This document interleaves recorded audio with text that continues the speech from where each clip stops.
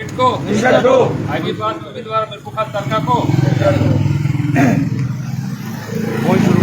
अर्ज ये है कि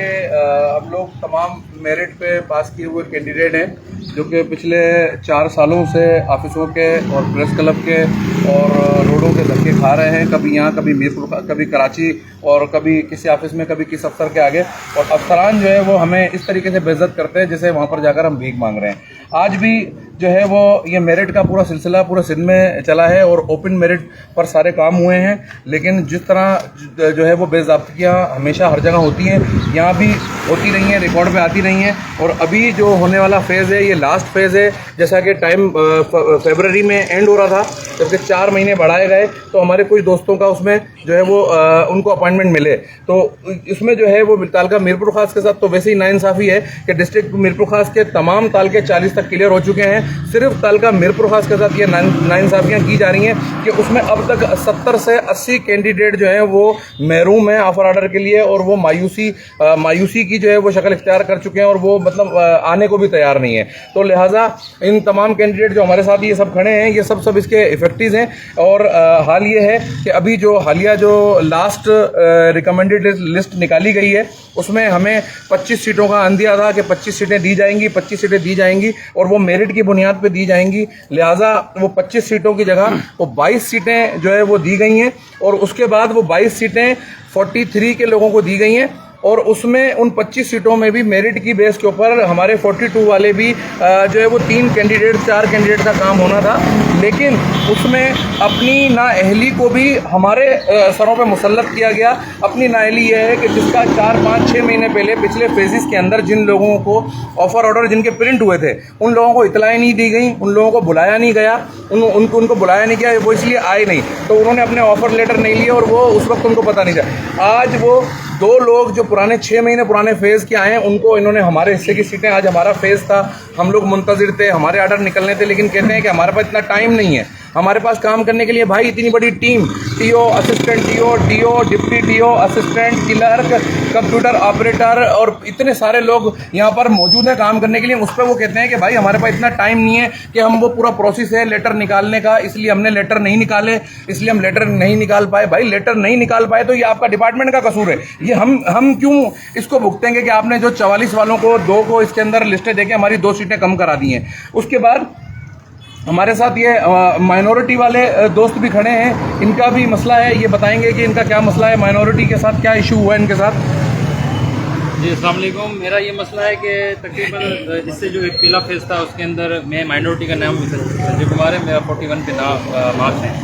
तो उससे उस फेज़ में जो ना मेरा नाम आना था, लेकिन उन्होंने कहा कि वहाँ जो ना एक अजय कुमार कोई लड़का है जो वो आया है। उसके बाद इस फेज़ के अंदर बेसिकली मेरा नाम ही आना था, लेकिन इन्होंने बोला वहाँ पर फीमेल जो कोटा है वो माइनॉरिटी का उसका इसके अंदर ही शो कर रहे हैं। अभी एक ही घराने के 2 जो ना इन्होंने अपना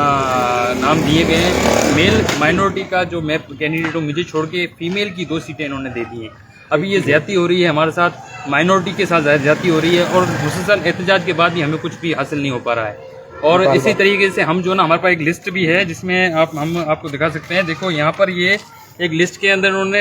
अपना ये राउंड 3 का फेज़ 3 है, इसके बाद फेज़ 4 भी हुआ, उसके अंदर ये फाइनल अजय कुमार जो नाम आ रहा है इसके अंदर भी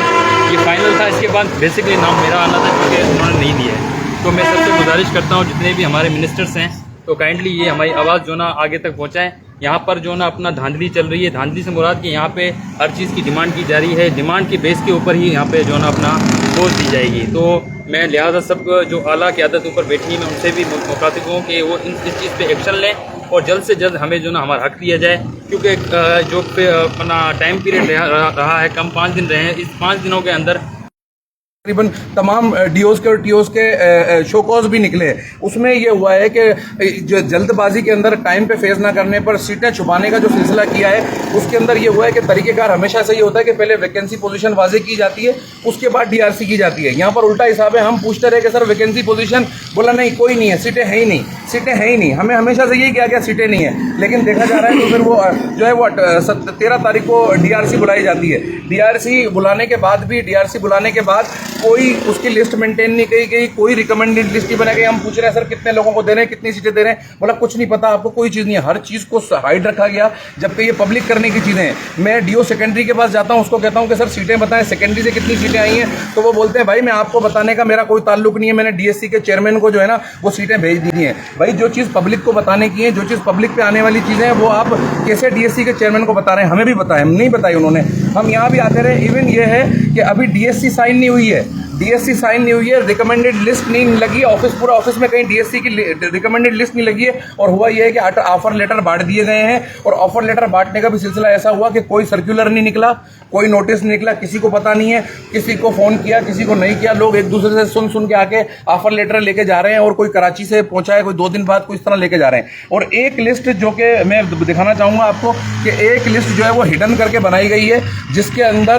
अंदर मेरिट की धज्जियां बिखेरी गई हैं कि 43 के तमाम लोगों को देने के बाद जो सीटें, जो टोटल 26 सीटें बन रही हैं, 22 सीटों की जो रिकमेंडेड लिस्ट जो है, जो कि दिखाई हमें नहीं गई, लेकिन हमें गैर जो है वो जराए से पता चला है कि वो 42 की मतलब जो लिस्ट है वो 22 लोगों की निकाली है। ये लिस्ट जो इन्होंने ऊपर लिख के लगाया है कि रिमेनिंग कैंडिडेट्स, ये रिमेनिंग कैंडिडेट्स का मतलब क्या है? ये रिमेनिंग वो कैंडिडेट हैं जिनको छुप छुपा के ऑर्डर दिए जाएंगे, बैक डोर से ऑर्डर दिए जाएंगे, और मेरे मुताबिक ये वो ऑर्डर हैं जो पैसों के एवज दिए जाएंगे। हमारे साथ इसमें नाइंसाफी की गई है कि 42 के 2 लोग जो मेरिट के ऊपर आते हैं, जो मेरिट पे आते हैं, जिनकी उम्रें भी कम हैं। इसमें देखें चालाकी है कि इसमें उम्रें भी शो नहीं की गई हैं, इस लिस्ट के अंदर उम्रें शो नहीं की गई हैं। 42 के ये 2 कैंडिडेट हैं यहाँ पर हमारे पास, ज़ीशान अहमद और ये ज़ोएब मुस्तफ़ा, इनकी उम्रें यहाँ पर मौजूद हैं हमारे पास, जिनकी उम्रें भी कम हैं, और जो मेरिट लिस्ट में जो है ना 5वें 6ठे नंबर पे आते हैं। यहाँ पर मैं ये दिखा देता हूँ आपको, ये मौजूद है यहाँ पर, ये रहा ज़ीशान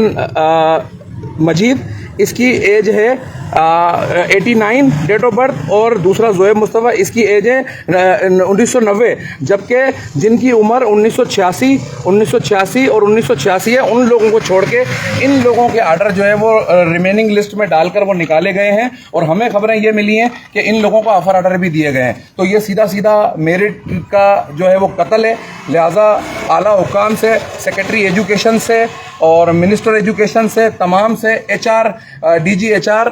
किशोर कुमार साहब से मेरी रिक्वेस्ट है कि इन बेज़ाब्तियों का जो है बाकायदा नोटिस लिया जाए। ये मेरिट की धज्जियां जो बिखेरी जा रही हैं, इसका नोटिस लिया जाए, और ये हमारे डायरेक्टरेट का जो है वो किबला दुरुस्त किया जाए, ताकि वो